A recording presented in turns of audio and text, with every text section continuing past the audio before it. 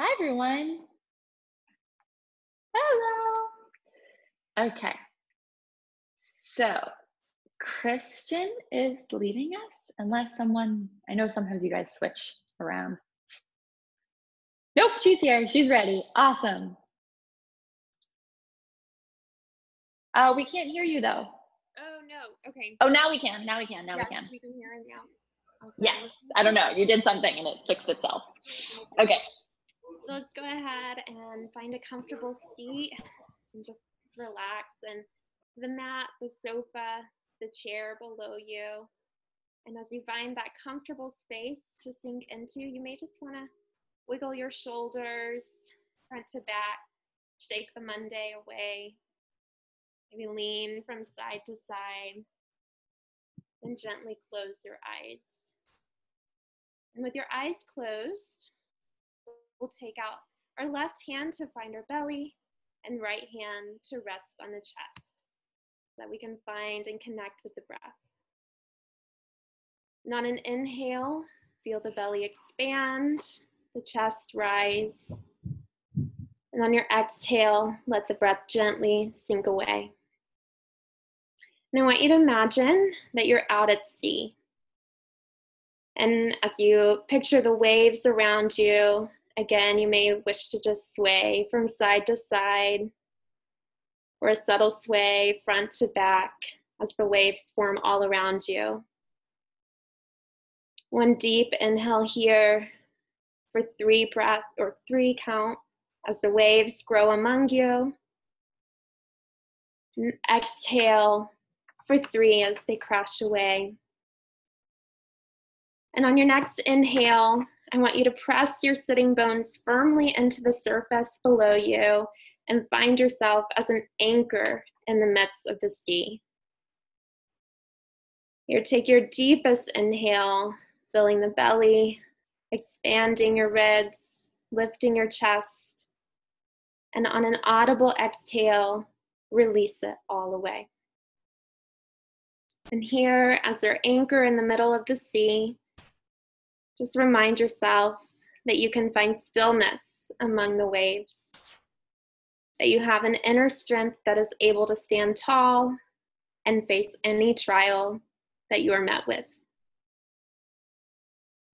On every inhale, imagine a wave growing tall around you, a challenge of everyday life. And on the exhale, watch the wave softly melt away as it grazes you, the anchor in the middle of the sea. Waves of fear or anxiety are met with courage. Waves of self-doubt are met with love. Waves of the unknown are met with curiosity. Waves of jealousy are met with confidence. That anchor in the midst of the sea provides everything that you need. Take a deep breath in, and this time tell yourself, I am all that I need. I can meet fear with courage. I can meet doubt with love. I can face the unknown with curiosity. I can meet envy with content and confidence. And perhaps now your waves have descended. Perhaps the sun is beginning to shine brightly over the sea. Take one more deep inhale here. Begin to wiggle your fingers, your toes, maybe sway once more, and gently open your eyes. Walk into this week knowing that you have all you need to conquer all that you are meant to face.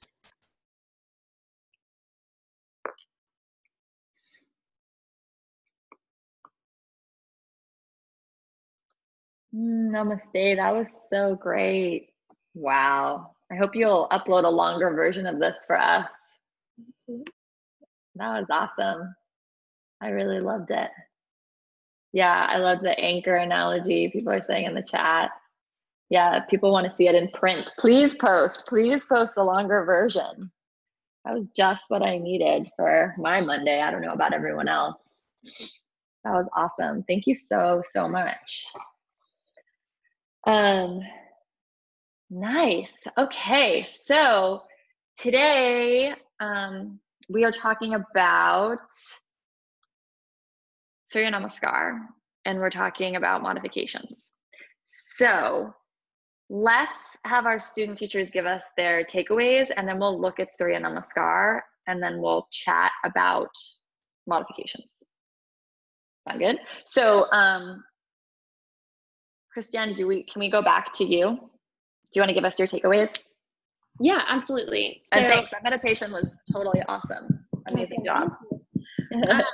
So my first big takeaway was, as the teacher, just cue according to what you're seeing in the room.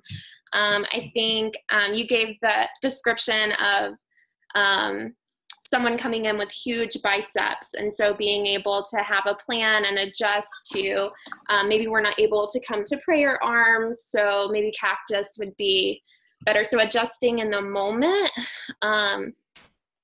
I've been teaching a few classes to my community here, and lots of beginners coming in, and folks who have struggled staying in down dog for a while. So it's nice to see also and be reminded that puppy pose can be a great place to go for them and dog. And then my final takeaway was just a nice reminder that injuries happen during transitions, so to cue exiting just as much as entering each pose. Awesome. Yeah, great takeaways. It's really hard to teach total beginners, and it's always such a shock because as teachers, where we're at in our own practice is so evolved from where they are. So it's hard to remember all those things, like how down dog is really hard for them, you know? So I love that you brought that up. And yes, great takeaways. Does our other student teacher want to chime in? The cueing on the exiting transitions is super, super important. Yeah, Jennifer says she loves my beginners. Loretta. So yes, it's Lori M on the syllabus, but that's me. Which do you actually go by? Lori? I go by Lori. Yeah, okay. Yeah. Thank you for telling me. Yeah. And where are you guys from? Where are you from, Lori? I am from Springfield, Illinois. Okay, cool. And what about you? Oh, cool. And what about you, Christiane? I'm from Virginia. I'm in Lynchburg, okay. Virginia. Cool. Okay, so both U.S. tonight. All right, I love it. Okay, so Lori, give us yours. So the very first thing that struck me was, I always think of child's pose as just being so easy that everybody can drop into it. And I think it's really important to remember so many options for child's pose, for using props to help those people, and to really pay attention to that. Because especially, I think if you're in the front of the room, you might not notice that somebody's not sitting all the way back. And so finding ways to help them, prop them up in child's pose was, I think, a good reminder for me. I thought it was great watching Kristen as you were cueing her in and out of pose, or you were having her get into poses. She just was a great example of safely getting in and out of poses without even saying anything about it. You know, when you told her to get into child's pose, I think she maybe got on all fours first and then went back into child's pose. And just, I think that was a great example. Again, I think like Christiane said, a reminder of that cueing, of getting in and out of poses safely. I also really loved the discussion about not doing one to warrior two, because virtually every class I have ever been in that has done a warrior sequence, that's what they do. They go warrior one to warrior two, and it never feels stable. So I guess I kind of always thought, oh, you're supposed to go from warrior one to warrior two, but certainly when I'm teaching, I'm never going to do that, because it to me feels so unstable. So I can only imagine what it would feel like for more beginners. And so that was 3. But I had one other question for you, Brett, actually. So for Warrior 3, when you're talking about accommodations, I was in a class once where they said one accommodation that you could use to get the feel for where your back leg is supposed to be and how your foot is supposed to be, to put that back foot against a wall. And then, you know, if you need a block in front or whatever you need, but I mean, do you view that as an okay modification, sort of using the wall as a prop for that back foot, just so you're getting the feel of what the position you're supposed to be in? 100%, yes. And you can actually do it both ways. You can do it having them put their hands on the wall and finding where their foot is, and you can have them do it with their foot on the wall. But caveat for any time you're doing something at the wall, so you could do either or you could even, if you were workshopping Warrior 3, you could do both. Let me see if I can show you guys really quick what she's talking about. Oop, nope, my chair is blocking me. Move it. So caveat about the wall is if you were going to tell people to do this, you'd need to tell them to sit with their booty up against the wall and their legs in front of them so that they can see, have them like make a little mark in their mat and then put their hands exactly where their heel was. So that then when they come into it, they're the right distance from the wall. Does that make sense? Because otherwise you don't want to be like, you guys are too, like, hop forward, hop back. You don't want to do that. Right. You have to have everyone come into Dandasana with their booty against the wall and measure. Does that make sense? And this is really cool place for them to be once they're there, because they can really feel the hips level, and you'd have 2 blocks for them right here. Or you could teach it this way, right? With them coming like this. So both really great ways. The challenge with that though is that unless you're choosing to take everyone to the wall, it's not like you can cue Warrior 3 in a flow and tell 3 of your beginners to, run over to the wall. Like, it just doesn't work. So that's where you're going to bring them blocks. And that's where you kind of have to choose, like, are you going to workshop something like people, like you could do a whole for beginners. I'm going to have to move the chair again. Right. You could do a whole series against the wall, right? You could have them do, remember how we talked about you teach your beginners Prasarita? So you could have them do Prasarita and come up, and then have them do Warrior 2 against the wall and triangle against the wall and half moon against the wall, and then do that all on the other side, for example. I know the lighting is weird in here. I filmed a bunch in here this weekend, and my camera guy changed all my shades. So I'm really sorry if it's like really dark. I don't know what he did. Hold on. Okay. So is that helpful? A little bit? Yes. Yeah. So cool.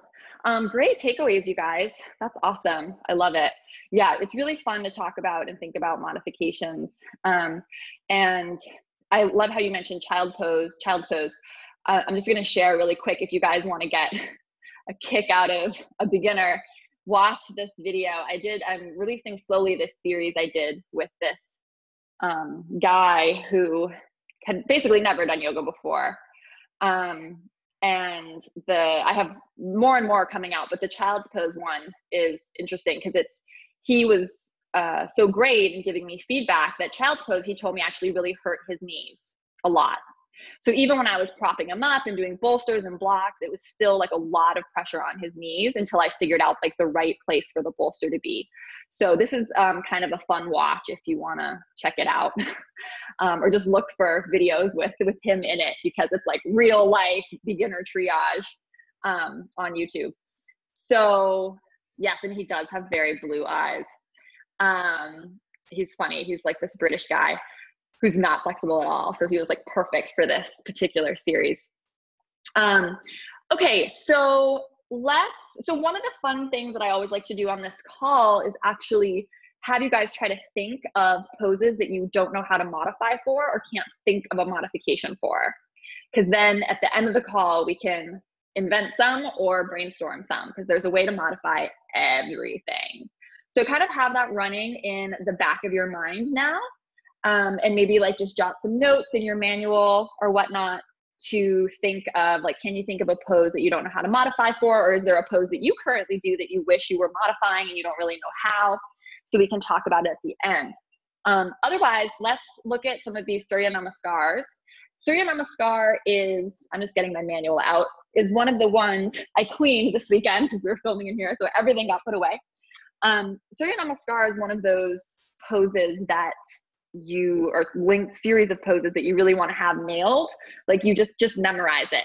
I'm not a fan of cue memorization, but with Surya Namaskar, it's really good to just have that one down, because worst case, if you panic in a class and you can't think of anything else to do, you can teach like 2 or 3 Surya Namaskar A's, right? While you wait for the rest of your brain to wake up, or you wait for everything else to kick in. So let's switch over to that, and hopefully our 2 awesome student teachers can guide us through looking at some folks, and then I can as well. So let's switch over. I have them all open.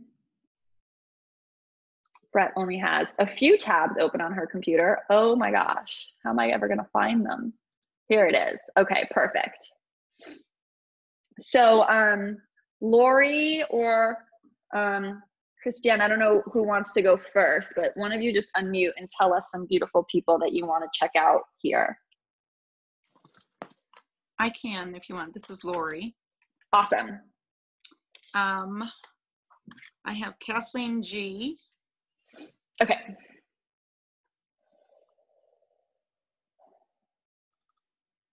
And hopefully, all right.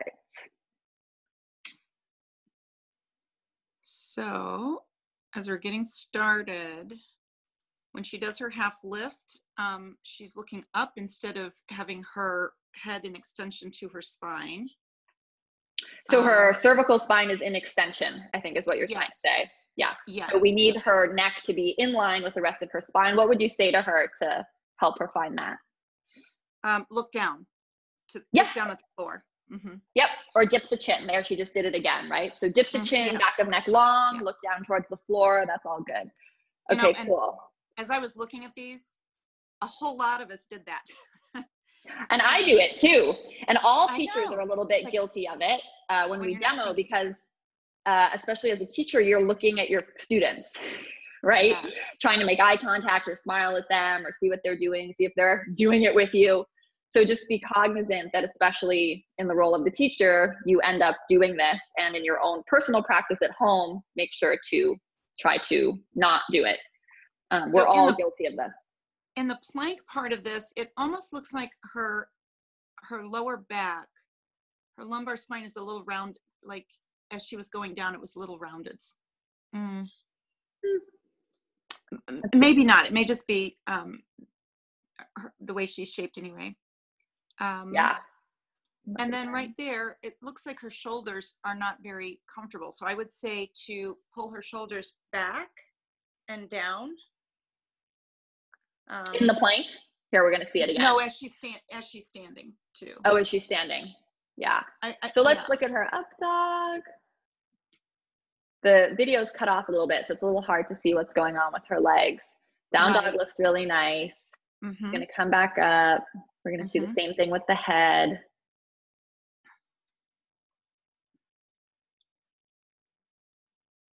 Yeah. And then I'm not sure what's happening with her pelvis, but it looked maybe a little too much posterior tilt. Ooh, possibly. Interesting. Let's see. And here's it's funny because we can't really find it when we try to freeze frame her, but in just the YouTube thumbnail that it made, we can see when she comes down from Chaturanga, you're kind of on, well, I don't know, maybe it's kind of okay.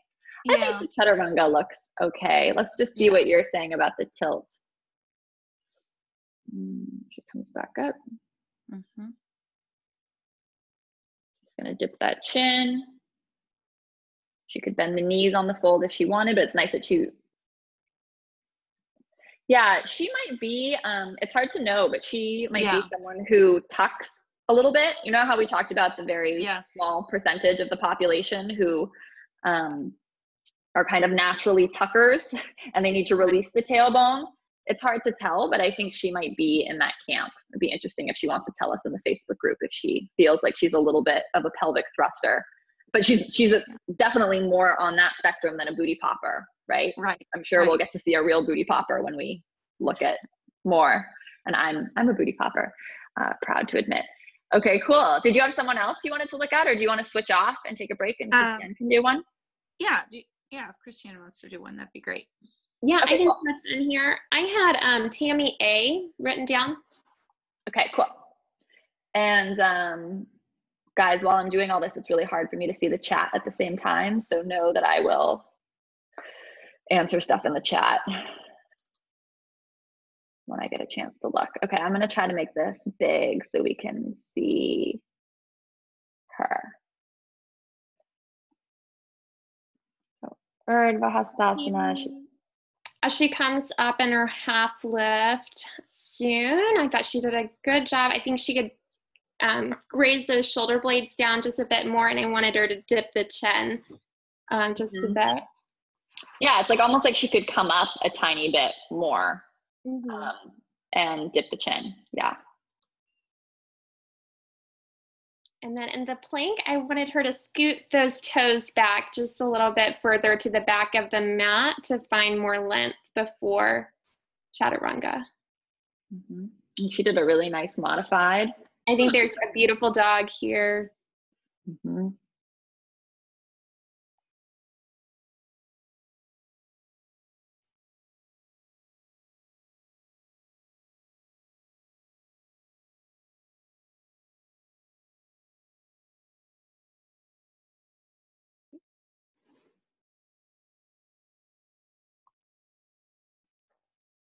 Cool. Yeah, really nice from Tammy.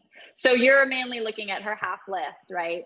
So the half lift, dipping the chin and gliding the shoulder blades down, and then in the plank, just scooting back the toes further back towards the back of the mat. Yeah, I agree. But other than that, looks really good. And we can see that she sort of struggles to step forward. That's something to keep in mind. Like a lot of people struggle with that.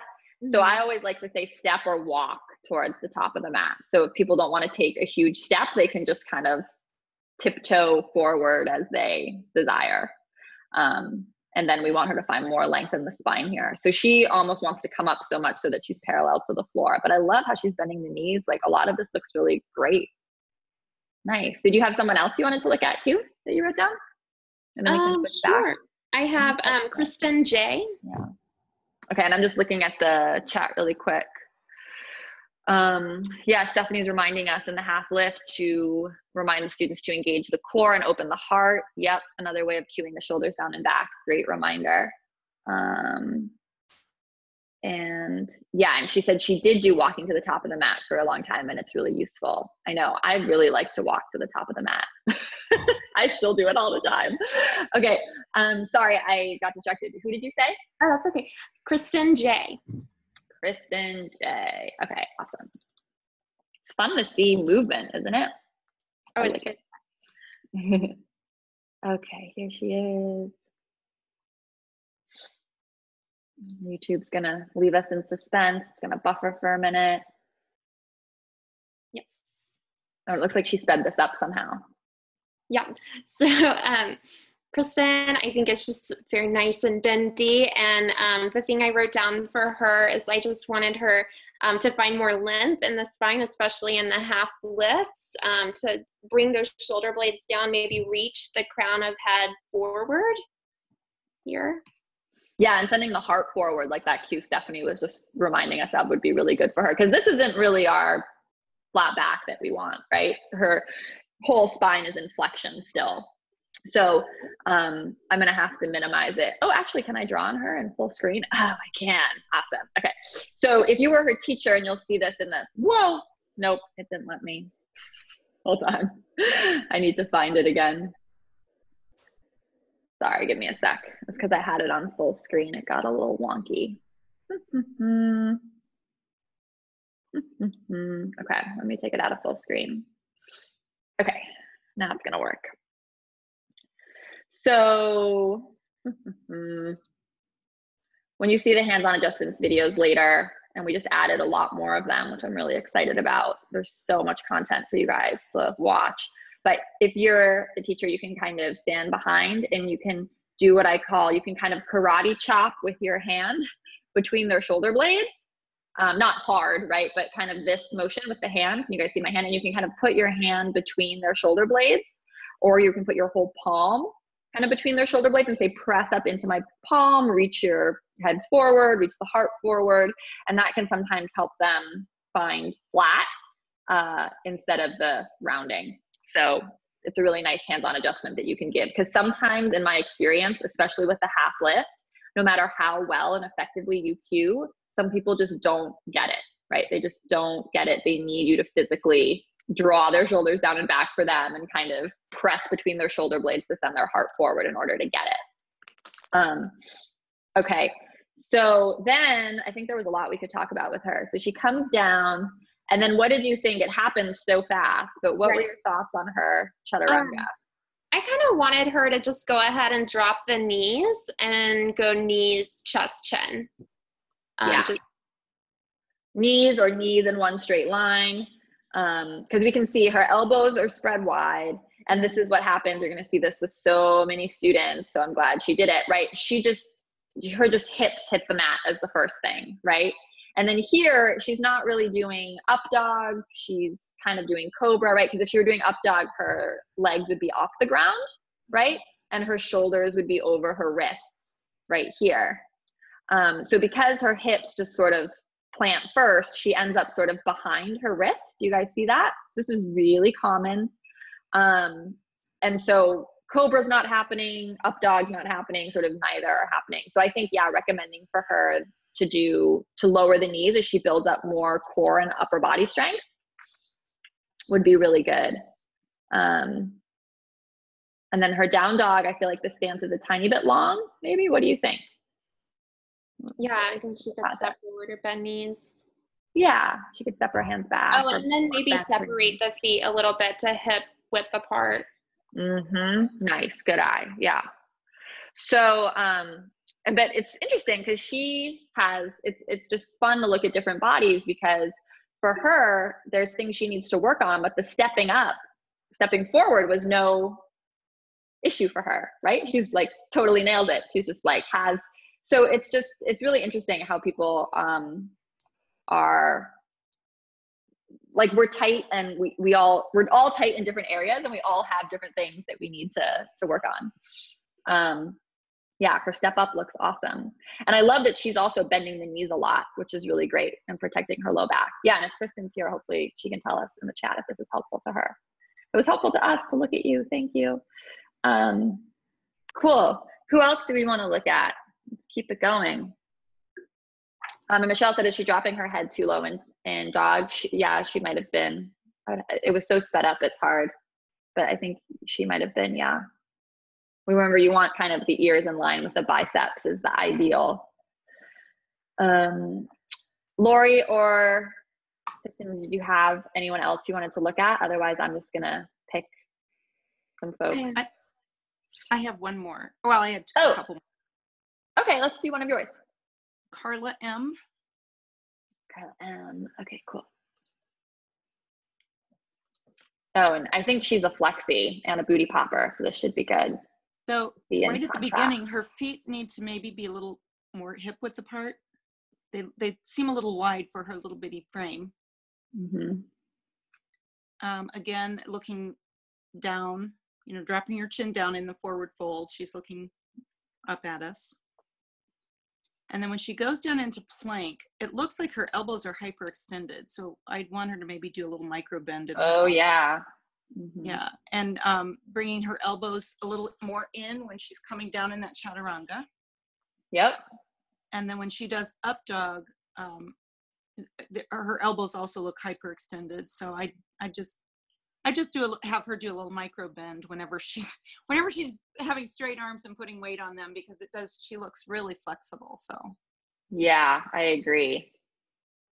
And she has a nice jump forward. And then when she comes forward, you can see her feet look much more hip width apart. And it's not just the hip width apart, it's that her heel centered behind the widest part of her foot. Right. While it's not at the beginning. And then her half lift looks awesome in all the spinal curves except cervical, right? Because she's finding this really nice length and extension. We just need her to dip the chin and gaze down. Right. So I think that was it for her. Cool. And really nice to come back up. Beautiful.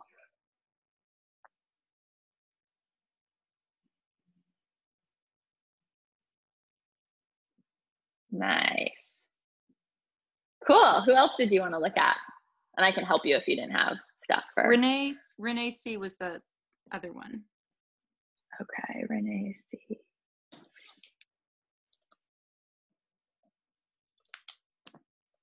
Mm-hmm.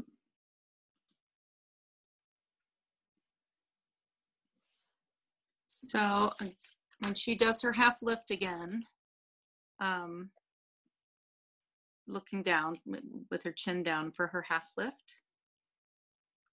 Yeah, so we're seeing. And see right there, it almost looks like she's pushing back on her knees. So I would want her to have her hands either above her knees or below her knees.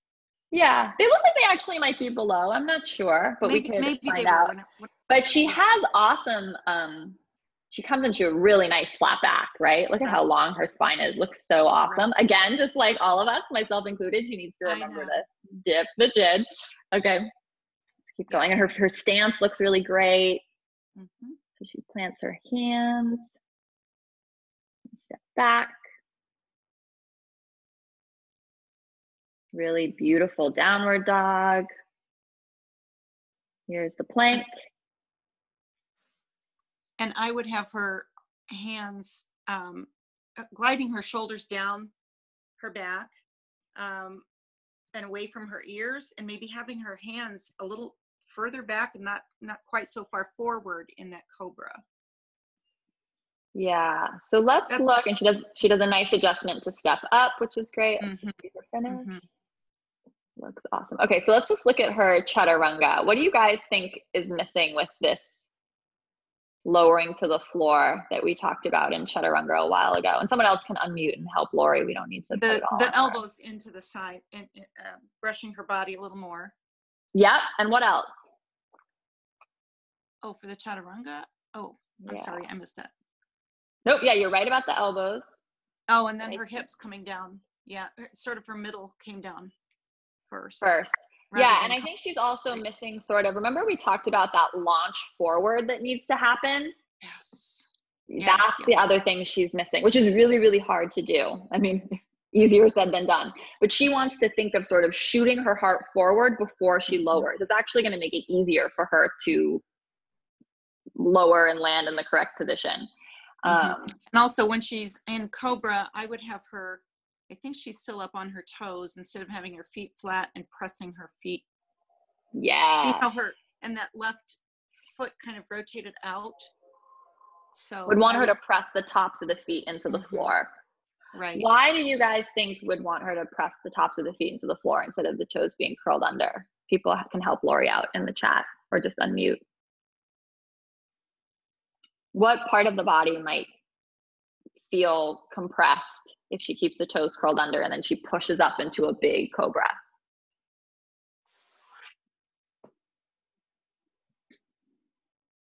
It's the part of the spine that we're the most worried about. Oh, the lumbar. Yeah, lumbar. Can you guys visualize that in your mind?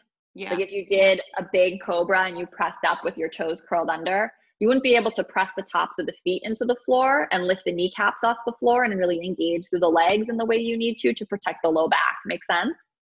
Yes. And then she's choosing to do this wide armed cobra, which is totally lovely, but she can think of gliding her shoulder blades down and back a little more and sending the elbows forward a little more, but overall looks good.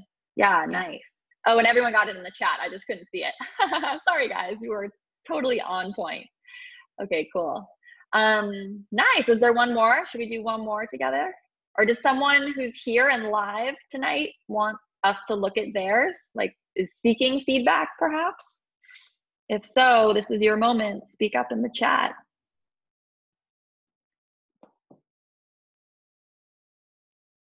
I'd love feedback, says Jamie K. Awesome. Okay. Let's look at you. And everyone, I'll keep the, oh, here she is. Beautiful. Okay, let's see.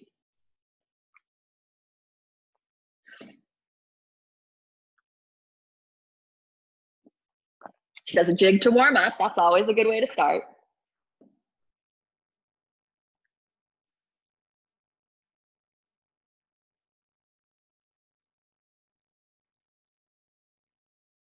We like the leggings.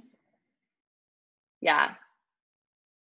So she inhales, reaches. So it doesn't look like the heel is centered behind the widest part of the foot. So that's some feedback for her right there, which is probably in all her poses, right? Something she needs to work on. Nice bent knees as she folds forward. That's nice. Okay, and she just corrected the feet as she folded. Cool. Here's her half lift. And remember, people can keep the legs bent on the half lift. And it's so cool how she has these mirrors set up so we can see here on the side that her plank is super strong, her core is pulled in, and she just did the thing that we want all our students to do before they lower down, is that she lifted before she lowered in Chaturanga. Did you guys see that? It's such a great moment that I want to replay it. Okay, you guys watch really closely. So before your students lower in Chaturanga, you're going to say, lift the whole body up, engage the core. Whoop, there it went, lengthen the tailbone towards the heel. And then she launches forward too. Remember, that's what was missing in the last video we saw. And she lowered all the way to the floor. Awesome. And here's her little cobra. Looks great.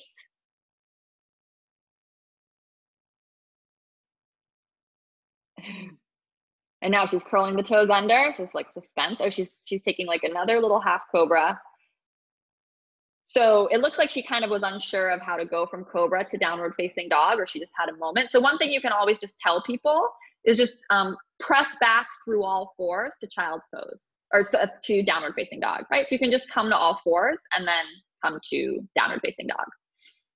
It looks like, I think that's kind of what she did. Let's see, what did she end up doing?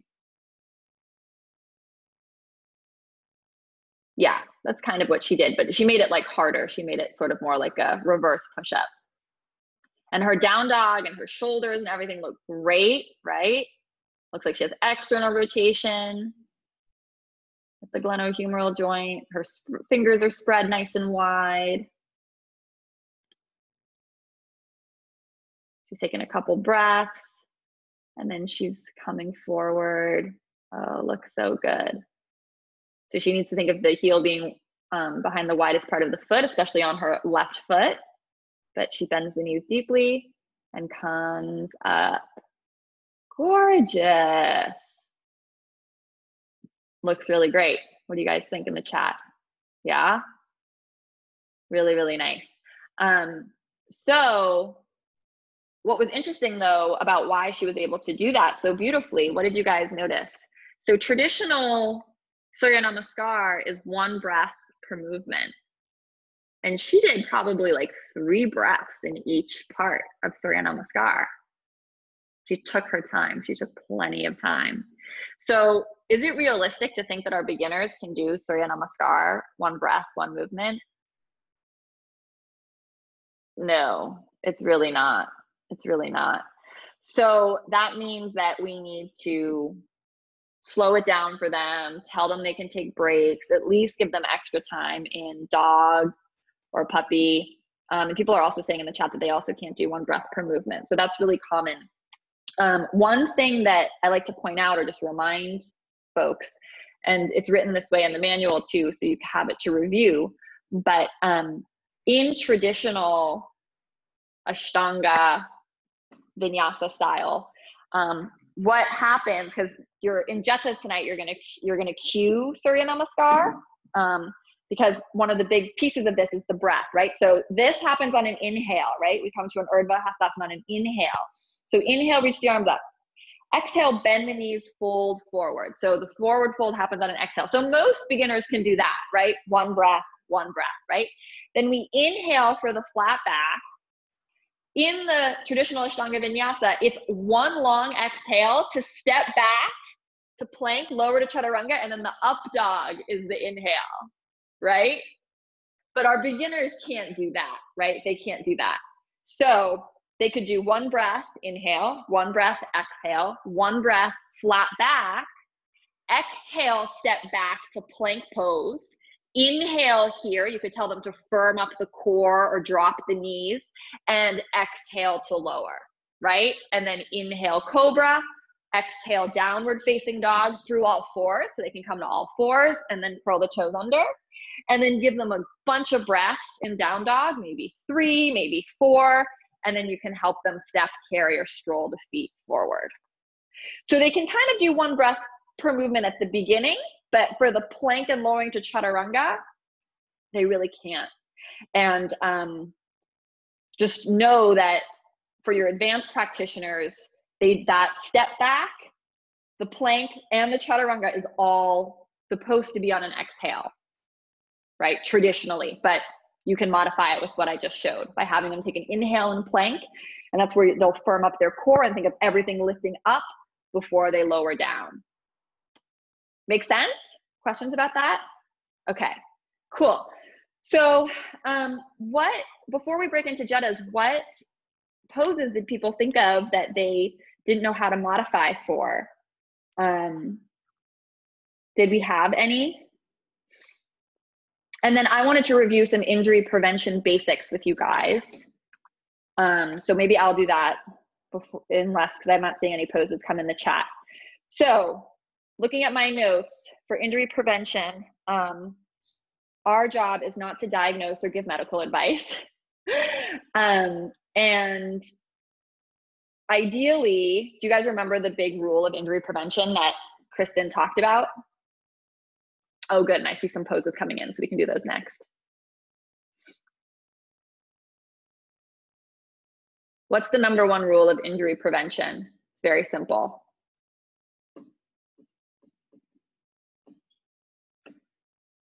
Ding, ding, ding. Jamie got it. If it hurts, don't do it.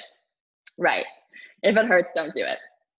You want to ask your class or ask your students if they have injuries at the start of every class. We've already talked about that, right? A couple of times, I think, in various live calls. So that's really important. And then dialoguing with your student is the best tool you have, right? So never get intimidated with your student. I think we've already kind of covered this, but you don't get intimidated when they tell you, I have, you know, fancy doctor terminology, something, you don't even know what that means. You can just start asking them questions being like, okay, so when you do a forward fold, does it hurt your back? Yes or no? Point, where does it hurt? Okay, and your low back. All right, so when we do forward fold, you're just gonna wanna come halfway down, right? Or if they might say something, knee, crazy, terminology, meniscus, surgery, Okay, does it hurt when you put pressure on your knee? Right? Yes or no, right? So you're just gonna start asking them very simple questions to sort of figure out how you can tell them to modify. So then you might say, okay, we are gonna do low lunge in this sequence, but you just do high lunge instead. Don't let your knee touch the floor. Don't put pressure on it if that doesn't feel right. Here are 2 blocks, right? So if you wanna, you know, take a break, when we're doing the high lunge, just put your hands on these blocks. So it's sort of a dialogue that you can figure out with them. And this is why I'm a fan of asking for injuries at the beginning of class, and you're going to get to class early. So you can ask people as they come in the room, and you can kind of run over to them and sort of do this Q&A with them. So just remember, don't get intimidated. Just keep it basic, right? Because likelihood is like they don't understand perhaps what some doctor has told them either. So you just need to keep it super simple and practical for them.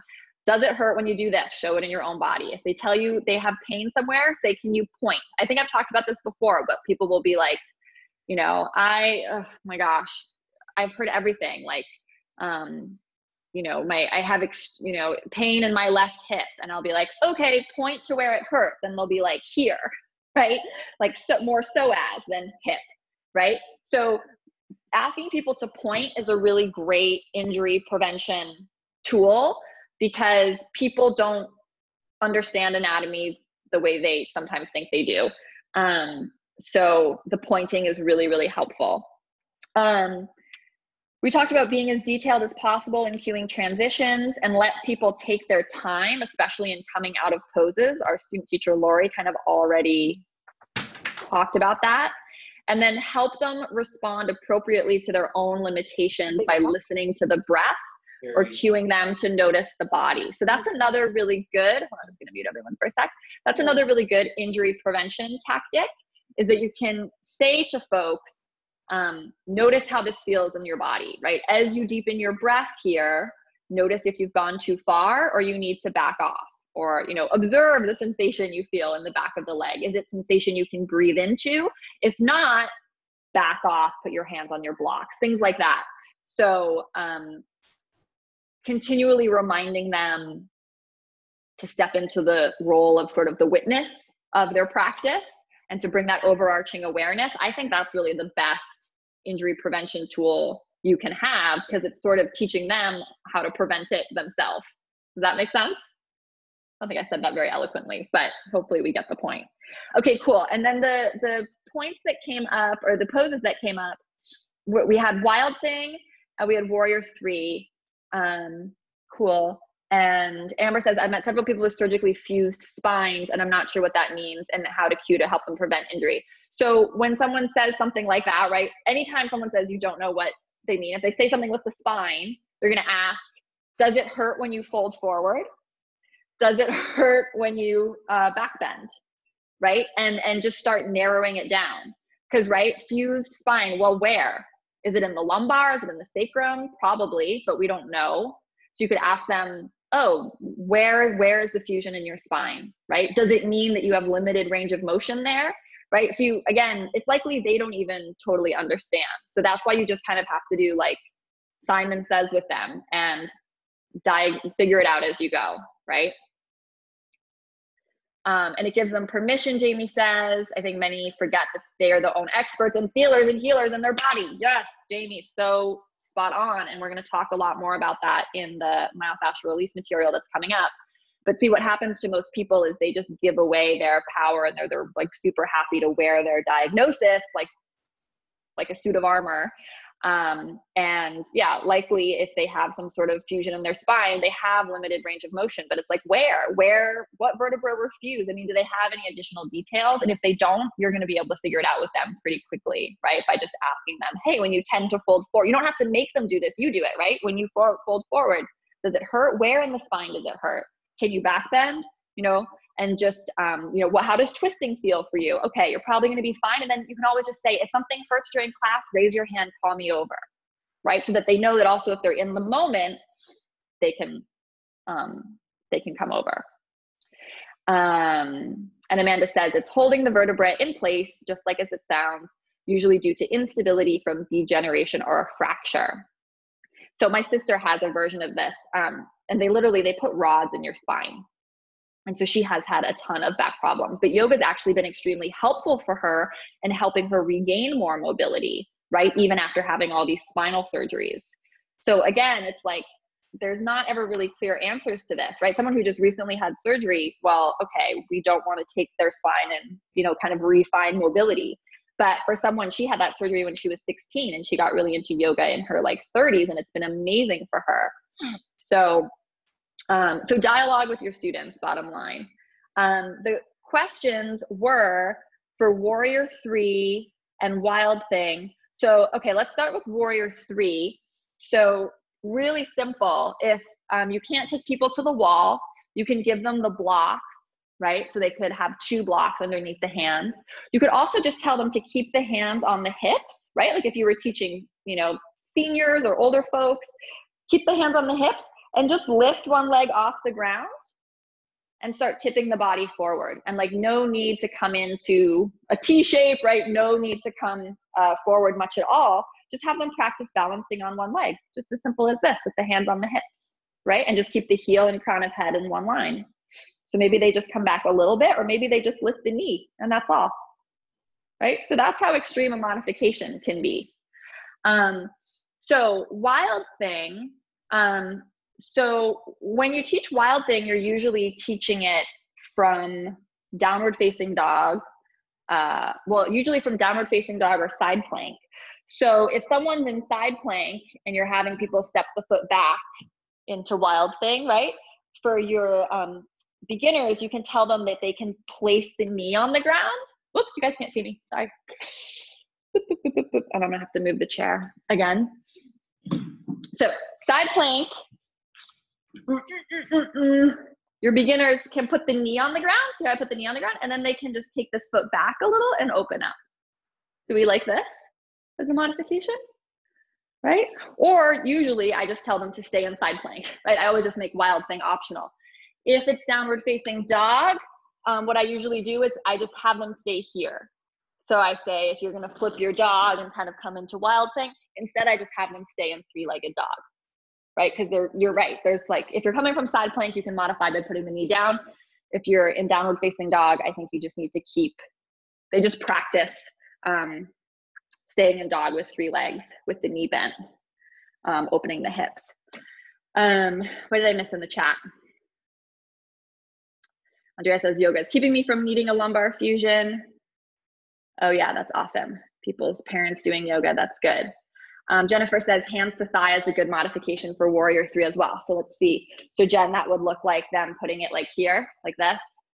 Everyone see it? That's good. I like that. Yeah, chairs are great. The problem is you probably don't have chairs in the middle of a flow class.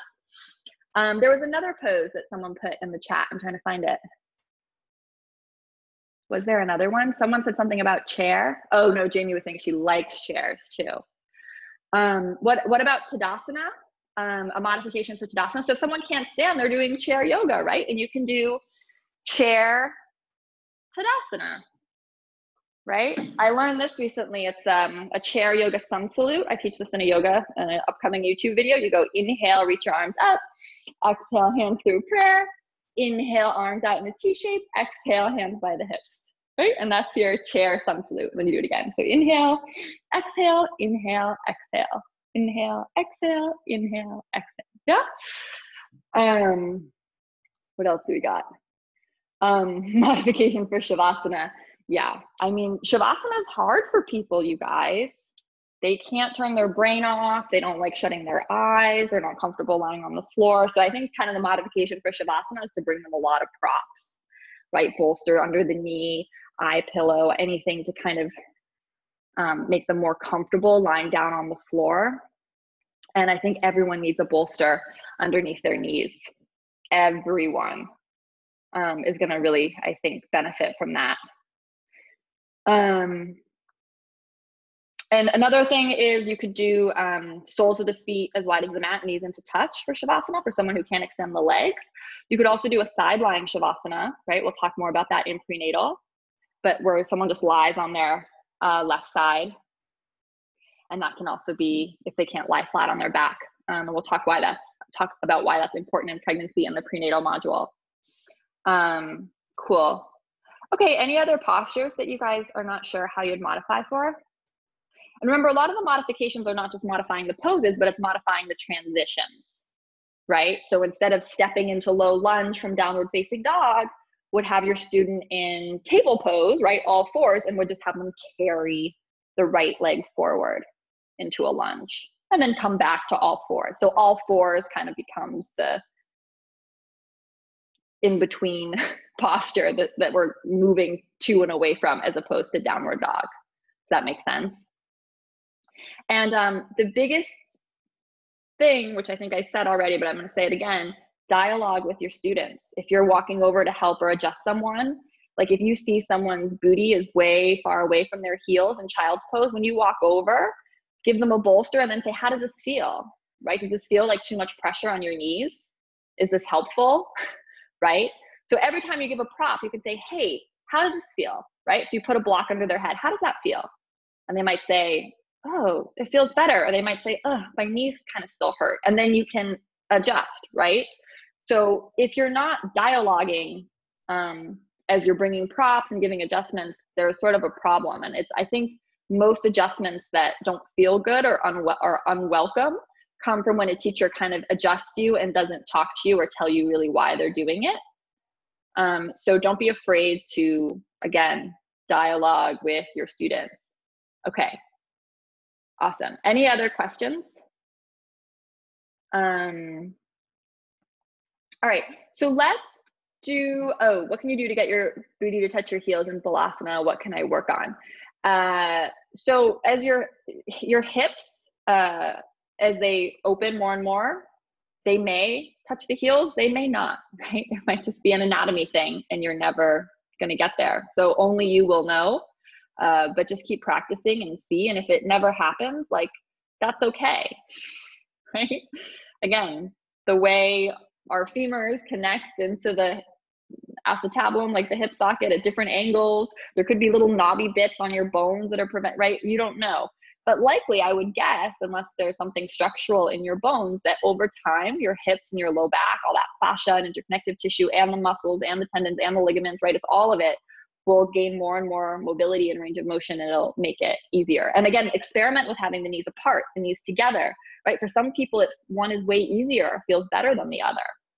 So a lot of it's about experimentation as well, right? So that's why when you cue child's pose, you can say, have your knees as wide as the mat or together, right? Whichever feels best for you, especially if you're teaching beginners. All right. And then again, you're going to adjust your class based on what you see. If you say everyone come into child's pose, that's your first pose of class, and you see every single person or the majority of people struggling, right? You're not going to do child's pose probably much for the rest of class. You're going to try to find other things that will work. Okay. And yeah, child's pose, you can also put bolsters. Amanda's saying in the chat, she's saying she put a block, but you can also put a bolster under people's chest, right? So instead of putting the block between the heels and the booty, you could do that, but you could also just put a whole bolster underneath their chest and with blocks underneath the bolster. So you kind of bring the floor up to them so that they can fold forward and be supported without having to come into too extreme a range of motion that puts pressure on the knees or is uncomfortable in the hips. Does that make sense? So it's kind of like the bolsters under your body and you're hugging it like a body pillow. You guys visualize that? Okay. Cool. Okay, so what we're going to do is we're going to put you in. So if you can't stay, oh no, we need to do our closing meditation. How could I forget? I can't wait to hear from Lori. So we'll do that and then we'll do Jessica's. Okay. So sit in a comfortable seat with a tall spine and bring your hands into Anjali Mudra at your heart center. So the word Anjali roughly translates into offering. And in this meditation, we are going to offer the word namaste. Namaste meaning the light that is in me sees and honors the light that is in you. So when we say this word, we are acknowledging that we are more than we appear on the outside. And we can look at another person's behavior and see that there is an inner goodness and light in that other person as well. So take a deep breath. Exhale gently. And gently close your eyes. Continue breathing slowly and deeply throughout this meditation. Now call to mind someone with whom you're experiencing a challenge. And just feel for a few moments here, whatever feelings you have about that person, while you're breathing gently. Now, say the word namaste, either aloud or silently, followed by the person's name. Sense that person receiving your greeting.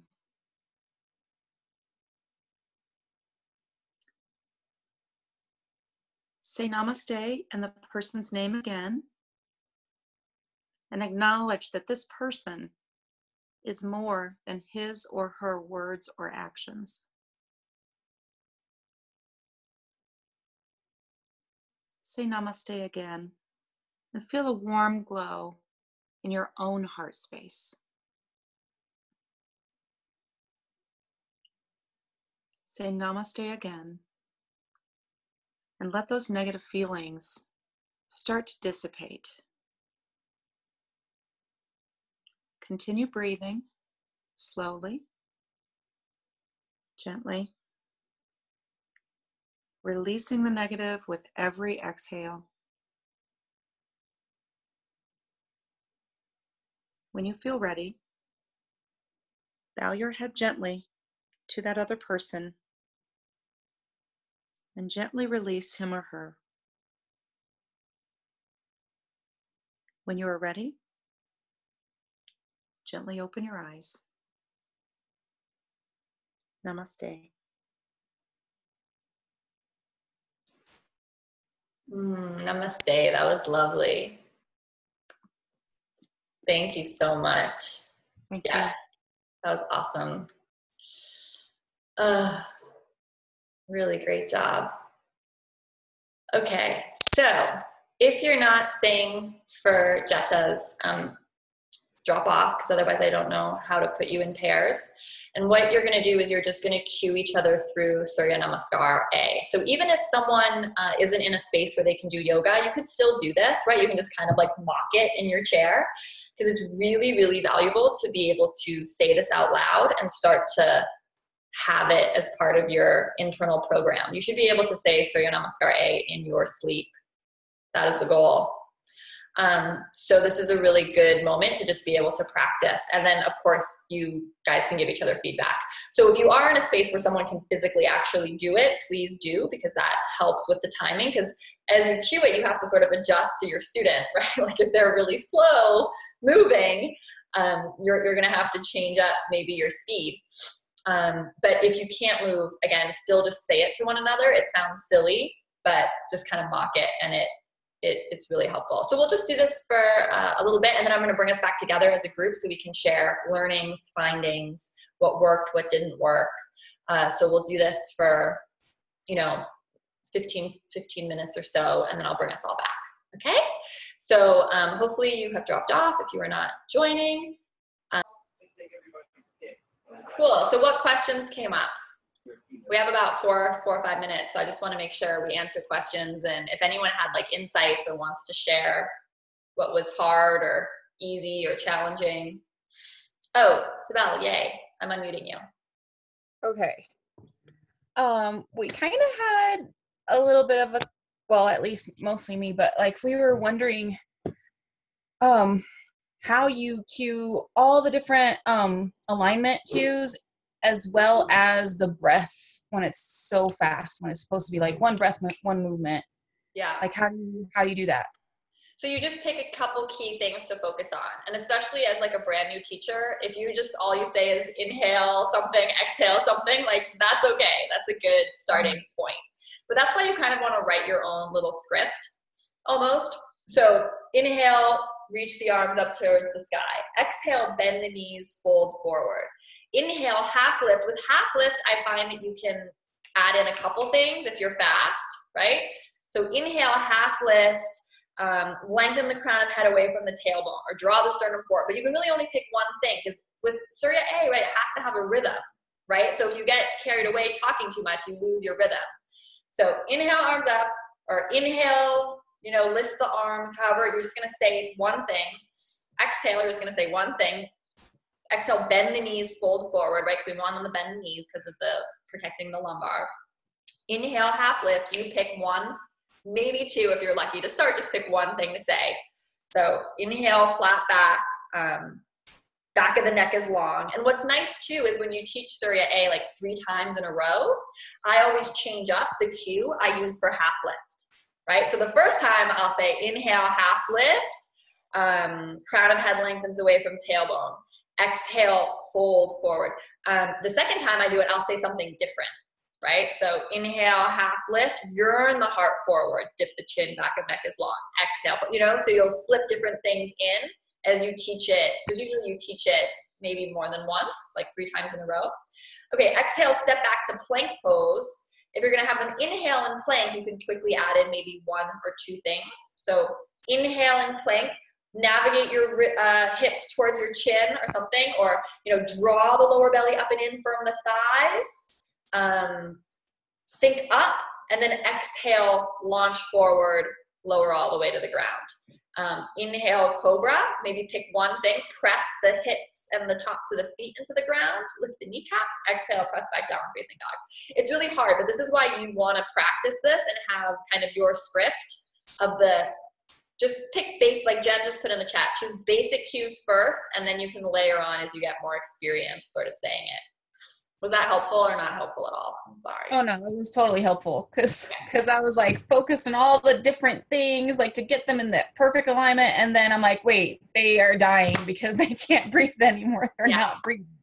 Yeah, so, Surya A, I wasn't even breathing. I'm like, oh. Warrior 2, you have a lot more time to perfect everything and say all the steps. But because Surya A and cat-cow is similar, right? Because those two are rhythmic, you've got to keep it moving. Your rhythm is more important than getting every single little detail Really great question and great observation. Does anyone else have anything like that or something they wanted to share, ask about? Thank you for bringing that up, Sibel. That was awesome. And I recorded again, so hopefully people will see this in the replay. No? Everyone else felt pretty good? Okay, cool. Keep practicing and pick whatever couple things you're going to say, and say it out loud all the time when you're washing your hair in the shower, when you're getting ready for bed, right? It should just be like autopilot that you can do this. You'll be so grateful later that you just have it down. And, you know, obviously we want to look at our students, but for Surya A, we know what the misalignments are going to be for the most part. So really you can memorize and kind of create a little script for yourself. So that's a really awesome thing to do. Yay, good job, Jetta, friends, for getting into action and cueing each other. Really good work. I'll see some of you on Wednesday, and yeah, awesome job, you guys. Bye. Bye, Jamie. Bye, Becky. Bye, Renee. Bye, Amber. See you guys soon.